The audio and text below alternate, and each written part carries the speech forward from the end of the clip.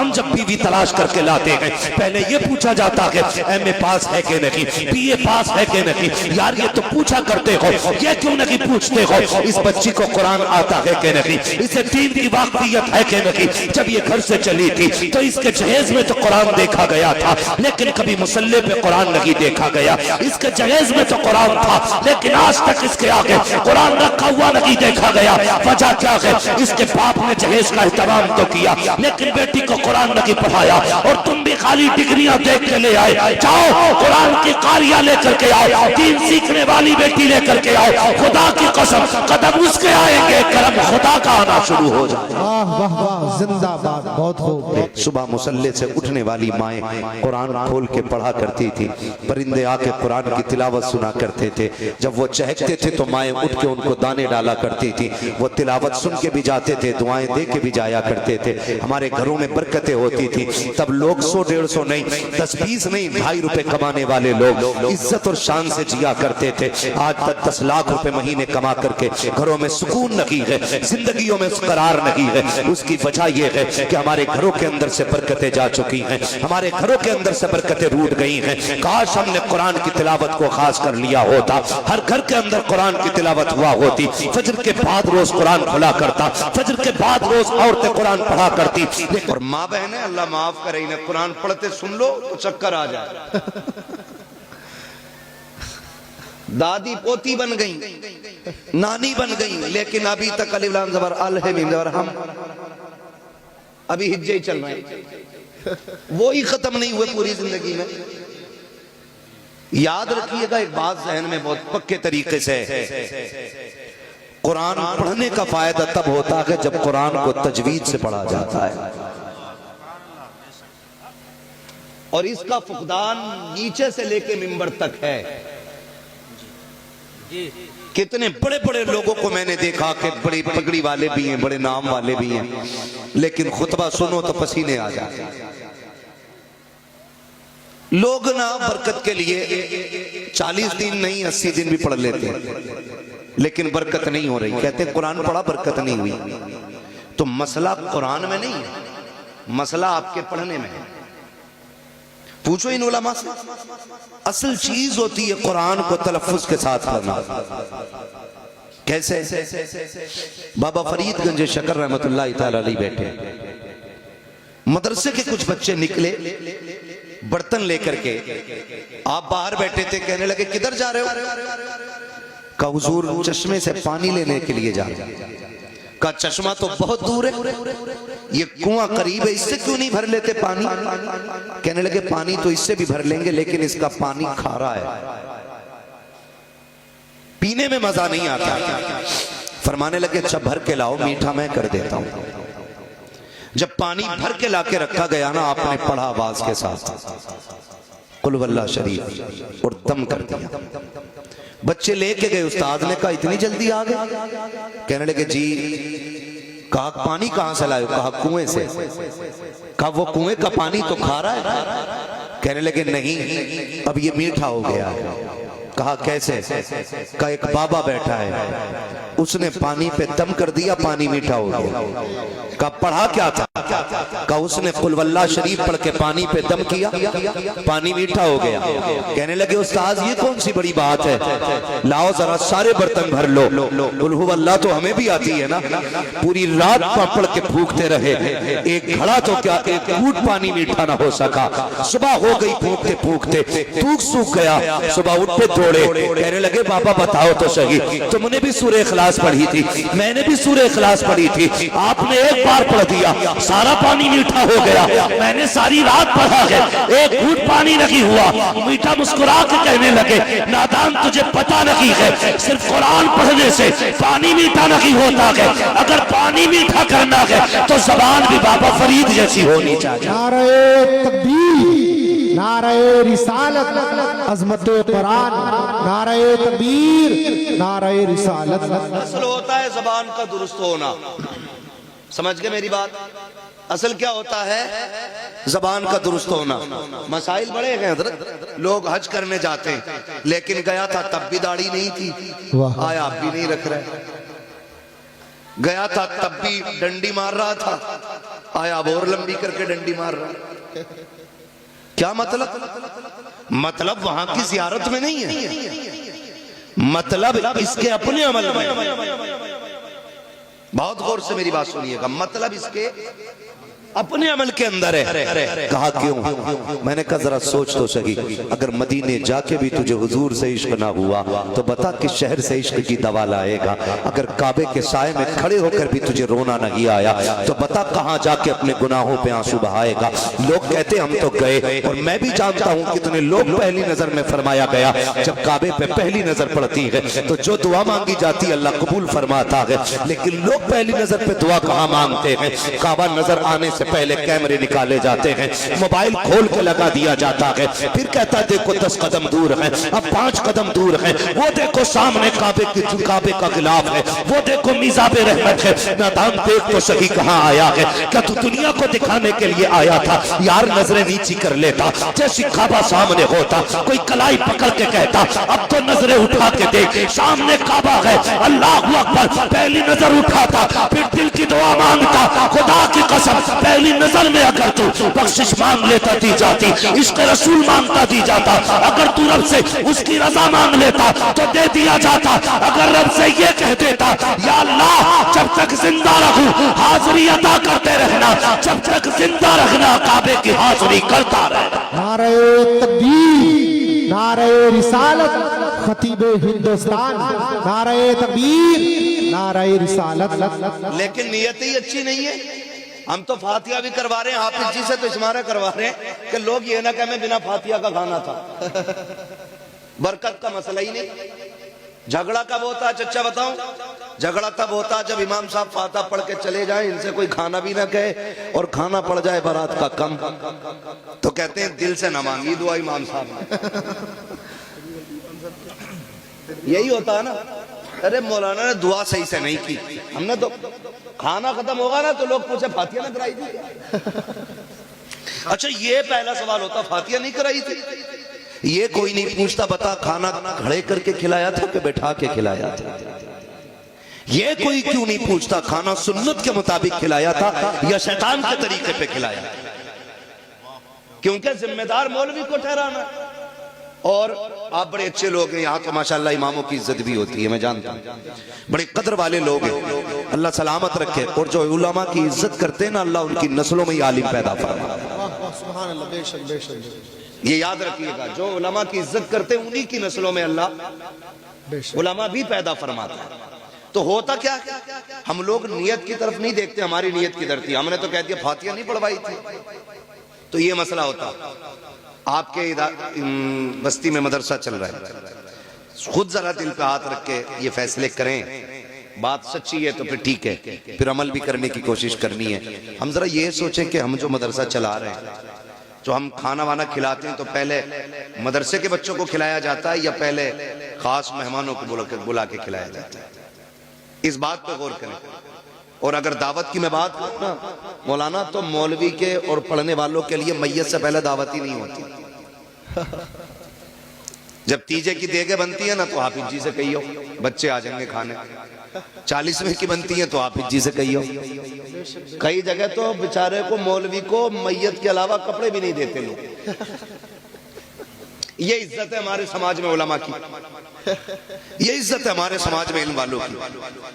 तीजे 40वें से पहले खाना नहीं, मैयत से पहले कपड़े नहीं। अल्लाह तौफीक दे, घर में तेरे वलीमा हो, पहली कुर्सी पे जो कोई बैठे ना तो कह पहले हुजूर के दीन का वारिस बैठे, पहले उसको बैठाइए और उससे कहिए बिस्मिल्लाह पढ़ के खाने का आगाज आप करें, पहले उसे खिलाओ, फिर देखो अल्लाह खाने में कितनी बरकत देता। वाह वाह वाह। हम ये तो चाहते हैं कि हम मुअज़्ज़ज़ बने, हम ये तो चाहते हैं हमारी इज्जत हो, लेकिन हम ये क्यों नहीं चाहते हैं कि हम भी आलिम बने? मुझे सबसे बड़ी खुशी इस बात की हुई कि आज जो बच्चा फारिग हो रहा है ना वो आपकी बस्ती का है, वरना अक्सर गांव में मदरसा चलाते हैं, गांव वाले फारिग होते बाहर के। चिड़ नहीं है इस बात से, अच्छी बात है, दूर दूर के आके इल्म सीखे, लेकिन बड़ी बात यह है कि चिराग के नीचे अंधेरा नहीं रहना चाहिए। ये असल बात है कि चिराग के नीचे अंधेरा नहीं रहना चाहिए, जबकि चिराग ही के नीचे सबसे ज्यादा अंधेरा रहता है। अल्लाह आपको सलामत रखे। पढ़ाइए अपने बच्चों को, दीन सिखाइए। आप और नौजवान रिश्ते कर रहे हैं ना, कह रहे अम्मा देख के ये जरा मुंह ढंग से देख लिए, ढंग से देख लिया, वो भी सही कह रहा। वो तमाशा हो रहा है रिश्तों में भाई साहब, 5 मिनट में शक्ल बदल देते। वो कमाल है पेंटरों का, पता ही नहीं चलता है कि नहीं। और अब तो अल्लाह माफ करे, ये मुसलमानों में भी रिवाज आ गया ब्यूटी पार्लर का। इरफान साहब, ब्यूटी पार्लर का रिवाज है। 3-3, 6-6 घंटे ब्यूटी पार्लर में मेकअप के बाद दुल्हन आती है। हालात देख रहे हैं। मेरी बात समझने की कोशिश करें, मैं कोई नारे लगवाने नहीं आया, मैं बस सिर्फ कुछ बातें कहने आया हूं अपने लोगों से। 6-6 घंटे ब्यूटी पार्लर, ये कभी धुलना नहीं है?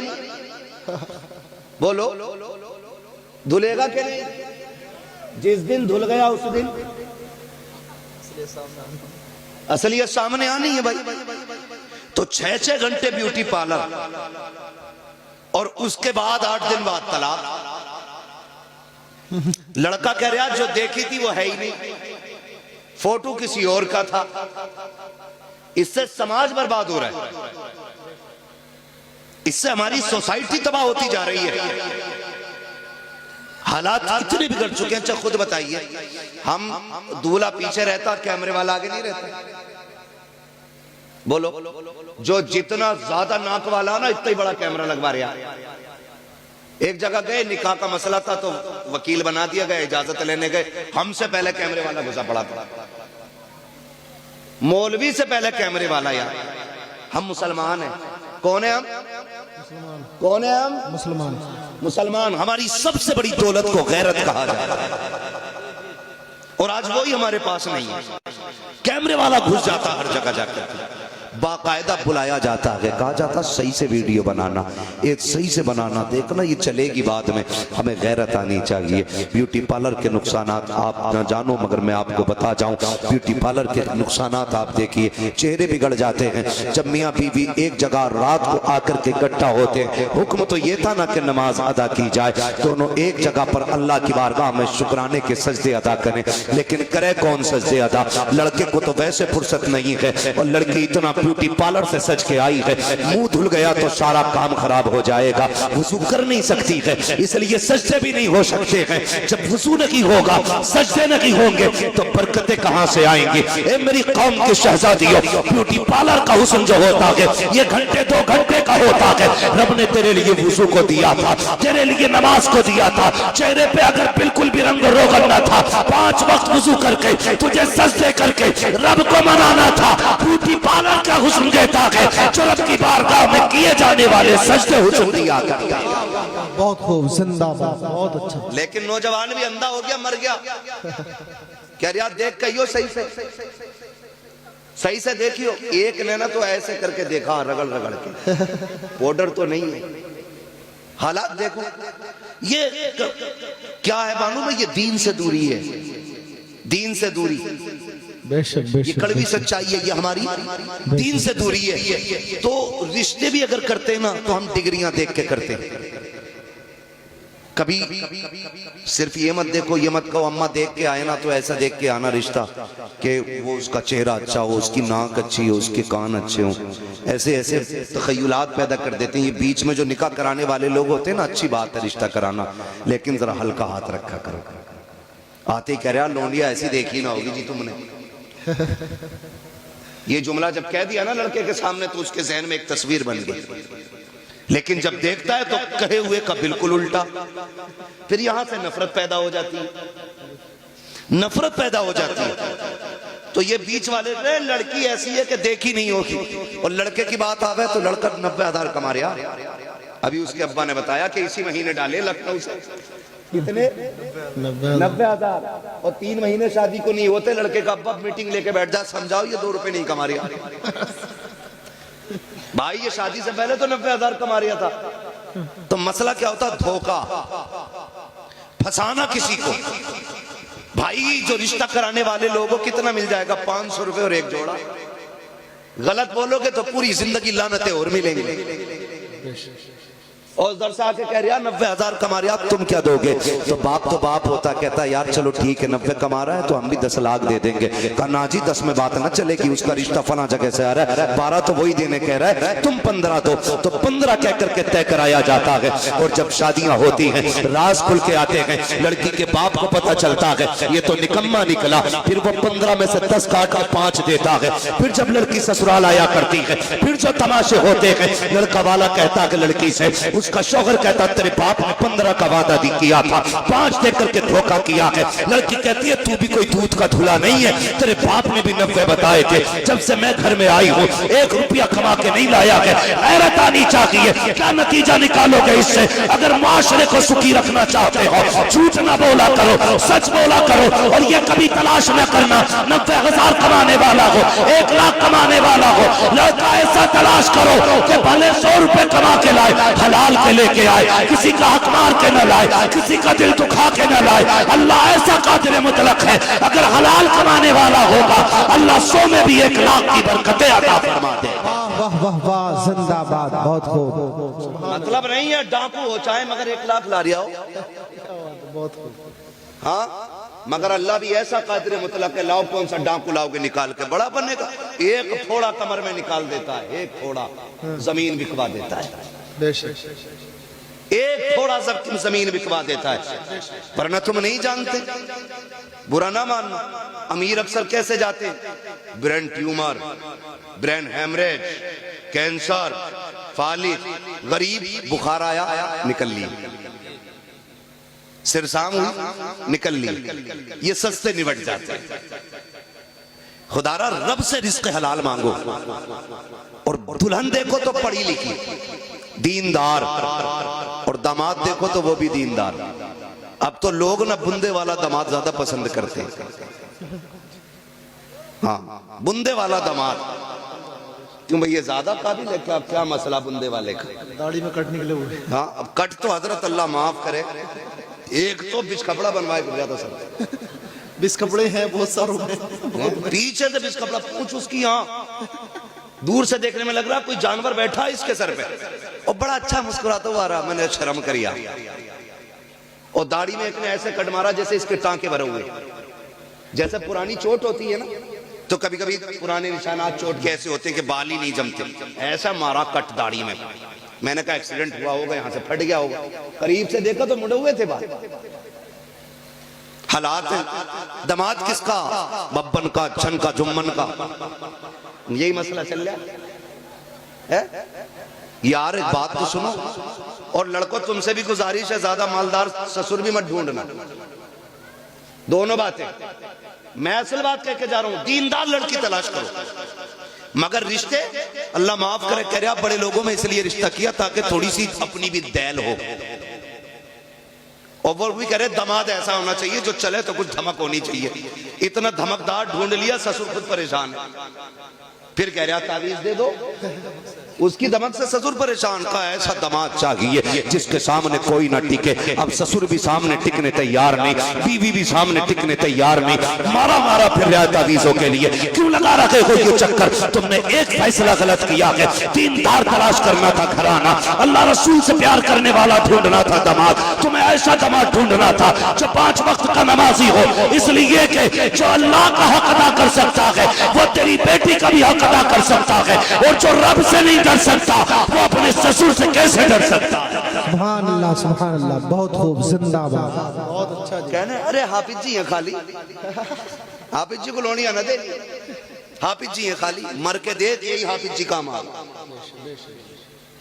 हाँ जी, दुआएं मांगा करो अल्लाह नस्लों में आलिम पैदा करे।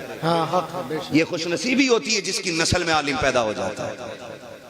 वरना जिन घरानों में आलिम नहीं होते ना, तो हालात देखते हो, सर में दर्द हो तो पानी मौलाना से पढ़वा के लाओ, बुखार हो तो पानी इमाम साहब से पढ़वा के लाओ, और दम निकलने लगे अल्लाह सबकी रूह निकालने के मामलात आसान फरमाए।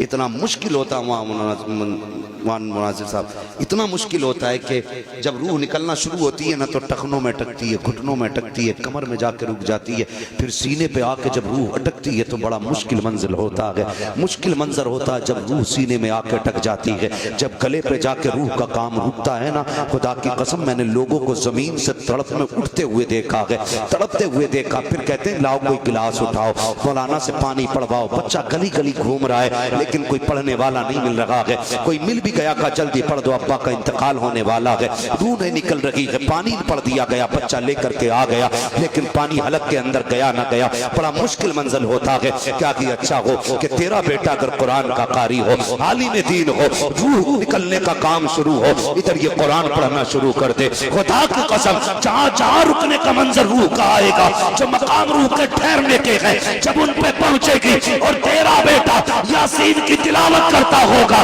फरिश्ते कानों के अंदर मुबारकबादियां देते होंगे, रूह कैसे निकल जाएगी पता भी नहीं चलेगा। इधर कुरान की तिलावत होती रहेगी, उधर जन्नत का सफर आसान होगा। नारे तकबीर, नारे रिसालत, जश्ने दस्तार बंदी, नारे तकबीर, नारे रिसालत।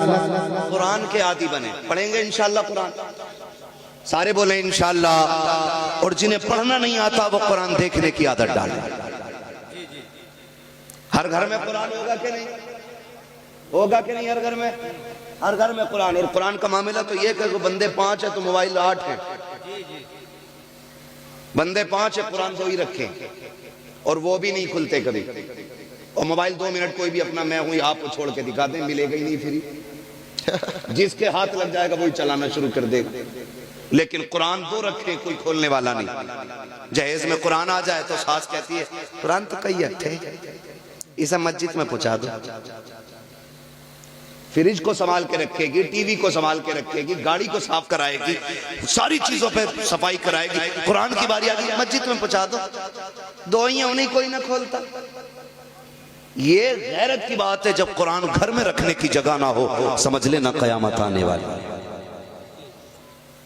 ये है हमारा कुरान से प्यार, ये है हमारी कुरान से मोहब्बत कि हमारे घर के अंदर कुरान के लिए जगह नहीं रही। क्या कुरान कहता नहीं होगा मालिक ये मुझे खोलते तक नहीं है, ये मुझे पढ़ते तक नहीं है? कुरान सिर्फ 40वां तक के लिए था। कुरान तो शऊर जिंदगी देने के लिए आया था। कुरान से इश्क करो, यहाँ भी सिला देगा वहां भी सिला देगा। आओ तुम्हें बताऊं, अल्लाह अकबर। एक बहुत बड़ा शराबी था, बहुत बड़ा शराबी, इतना बड़ा मशहूर शराबी था कि इंतकाल हुआ, कोई दफन करने उसको नहीं आ रहा था, कोई हाथ लगाने उसको नहीं आ रहा था। रिश्तेदारों ने यह सोचा अगर दफन नहीं किया गया तो इसकी लाश सड़ जाएगी, बदबू फैलेगी, चलो उठा के कब्रिस्तान के गड्ढे में डाल आओ। ये सोच करके रिश्तेदार लेकर के गए। कुछ लोग शामिल हो गए जनाजे में मिट्टी देने के लिए। जब मिट्टी दे करके वापस पलटने लगे, पूरे कब्रिस्तान में मुश्को अंबर की खुशबू आने लग गई थी। लोग हैरत में थे, ये क्या मामला है, ये खुशबू कहां से आ रही है? लोग पलटे उधर जिधर से आ रही थी। जाके देखा उसी कब्र की मिट्टी उठाई जिसके अंदर शराबी को दफनाया था। जब सुना तो उसकी कब्र से मुश्क की खुशबू आ रही थी। दौड़े लग गई लोगों की उसके घर की तरफ, कहने लगे यार शराबी तो बड़ा था, बड़ा पापी था, इसकी कब्र से खुशबू कैसे आ रही है? घर गए, बेटी के भी आंसू सूखे न थे। जाके पूछा बता तो सही बेटी तेरे बाप ने कौन सी नेकी की थी? बच्ची ने आंसू साफ किए। कहा मजाक कर रहे हो? कहा मजाक तो नहीं है, बता तो सही तेरे बाप की नेकी क्या थी? कहा हुआ क्या है? कहा आज जब दफना के लौट रहे थे उसकी कब्र से मुश्क की खुशबू आ रही थी। कहा मेरा बाप शराबी था, मेरा बाप गुनाहगार था। कहा बेटी हम भी जानते हैं, लेकिन ये पता नेकी क्या की थी? उसने कहा नेकी तो कोई याद नहीं है, लेकिन इतना मुझे याद आ रहा है जब कभी नशा उतरा करता था तो मेरा बाप गुस्ल करता था, वुजू करके गुस्ल करके खुशबू लगा के आता था, और ये जो सामने कुरान रखा है वो इसको उठा के गोद में लेके बैठ जाता था। मेरे बाप को कुरान पढ़ना नहीं आता था, लेकिन जब कुरान खोलता था तो रोना शुरू कर देता था। कहता था मेरे मालिक मुझे तेरा कुरान पढ़ना नहीं आता, मैं वो बदनसीब बंदा हूँ जिसे कुरान की तिलावत नहीं आती। का ये कहता रहता, रोता रहता, और कभी कभी तो इतना बेकरार हो जाता कि उंगलियां रखता आयतों पे और कहता मालिक ये मैं नहीं जानता ये क्या लिखा है, लेकिन जो भी लिखा है सच लिखा है। ये क्या कहा गया है मुझे नहीं पता है, लेकिन जो भी तूने कहा है सच कहा है। का इतना मुझे याद है लोगों की चीखें निकल गई, कहने लगे वाह रे मालिक, अगर कुरान से प्यार करने वाला तेरा इतना प्यारा हो सकता है तो कुरान पढ़ने वाला तेरा कितना प्यारा हो सकता है। नारे तकबीर, नारे रिसालत, अजमत कुरान, नारे तकबीर, नारे रिसालत। भाई कम से कम अगर कुरान पढ़ना नहीं आता तो कुरान को देख के चूम लिया करो, चूम लिया करो, उसकी ज़ियारत किया करो, उसे सीने से लगाया करो। तुम कुरान को अपना दोस्त बना लो, कब्र और हश्र में कुरान तुम्हें अपना दोस्त बनाएगा। सारी जन्नत में जाना चाहते हैं ना, मैं हाथ नहीं उठवाऊंगा क्योंकि हर मोमिन की ख्वाहिश जन्नत है। और मेरे हुजूर ने फरमाया था जब भी हाथ उठा करें तो अल्लाह से जन्नत मांग लिया करो, ये जन्नत मांग लिया करो। तो हर बंदे की ख्वाहिश जन्नत में जाना है। सबसे सच्चे साथी को कुरान कहा जाता है और यही हम नहीं पढ़ते है। जिसे देखो चौराहे पे इतनी लंबी जीभ निकाल के बातें करता। और कई बार तो कई जगह ऐसा हुआ, एक जगह जाना हुआ, पता चला हो कि मुक्तदी तो इमाम साहब के फोटो खींच ले करे सजदे में, कि देखो जी पैर हिल गया था तुम्हारा, है कम थोड़े ही है फोटो खींच के दिखा रहे थे, यकीन ना तो तुम्हें देखो, अरे यार तू सजदा कर रहा था कि फोटो खींच रहा था। अपने अपने अमल के बारे में सोचे, अपने अमल के बारे में हर बंदा ये सोचे यार मेरे अमल बेहतर होने चाहिए। हर शख्स की ये ख्वाहिश होनी चाहिए मेरा अमल बेहतर होना चाहिए। कोशिश ये किया करो क़यामत के दिन मैं बख्शा जाऊं, मेरा काम बन जाए। लेकिन मसला ये नहीं है, हमने जो जिंदगी समझी है ना, हम तो ये सोचते हैं जिसके पास गाड़ी है, बंगला है, वही कामयाब है। नहीं, जिसके सीने में कुरान की मोहब्बत है वो बड़ा कामयाब है, बड़ा कामयाब है। फरमाया गया जब हाफिज कुरान का जनाजा उठता है ना, अल्लाह हुक्म देता कब्र को, खबरदार मेरे कुरान का हाफिज आ रहा है, एक बाल को भी हाथ ना लगा देना। जमीन वादा करती है मालिक मुझे तेरी इज्जत की कसम, जैसा मेरे सीने में आएगा वैसे ही क़यामत के दिन पेश कर देंगे। ये इज्जत किसे मिल रही है? कुरान वालों। लेकिन कुरान भी आसानी से नहीं आता, बड़ी मेहनत होती है कुरान पढ़ने पढ़ाने की। हम लोग तो ये सोचते हैं ना 100 रुपए दे दिए और काम हो गया हाफिज जी। ये मदरसा चलाने वालों से पूछो कितनी मेहनत से मदरसा चलता है। खुदा की कसम मदरसे के मुतवल्ली को, सेक्रेटरी को अपने बच्चों की इतनी फिक्र नहीं होती है जितनी मदरसे की फिक्र होती है। ये यकीन कर लीजिएगा आप मेरी बात का, इतनी फिक्र नहीं होती अपने बच्चों की जितनी मदरसों के बच्चों की फिक्र होती है। तनख्वाह की फिक्र होती है, महीने के खर्च की फिक्र होती है। लेकिन कुछ लोगों को यही फिक्र रहती है इसे फंसावे कैसे। हाँ, ये भी एक फिक्र रहती है इन्हें फंसाया कैसे जाए, ये सबसे बड़ी फिक्र लगी रहती है। और हिसाब लगा रहे, हाँ निशान मार के कहेगा कैसा प्लास्टर कराया, ये कैसा प्लास्टर कराया है, छुट रहा सस्ता वाला करा दिया होगा। मगर हालात हमारे क्या, हमारे घर की एक लाइट फ्यूज हो जाए ना तो 1 घंटे के अंदर मिस्त्री आएगा और ठीक करके जाएगा। मस्जिद मदरसों की लाइटें बंद हुए महीने बीत जाते हैं, कोई देखने नहीं आता। ये कड़वी सच्चाई है, महीने बीत जाते हैं कोई देखने नहीं आता। मैं तो सलाम करूंगा उस बाप को जिसने बेटे को कुरान का कारी बनाया। वो माए मुकद्दर वाली है जिन माओं ने अपने बेटों को हाफिज बनाया। वो बहन नसीबों वाली है जिसने ऐसे भाई को रोटी खिलाई कि जिसने कुरान की दौलत अपने सीने में उतारी है। और ये देखना, ये सारे लोग इसके बदले में इंशाअल्लाह जन्नत में जाएंगे। इतनी बड़ी दौलत है, वरना औलाद किसे प्यारी नहीं होती है बताओ। हर माँ बाप को औलाद जो अपने माँ बाप के प्यारे वही बोले औलाद। अब तो सारे प्यारे बन गए ना, जब तक मतलब की नहीं आए बंदा बोलना ही नहीं चाहता। सारी औलाद माँ बाप की प्यारी होती है। और जब लड़की पैदा होती है तो भले ही मुंह उतर जाए,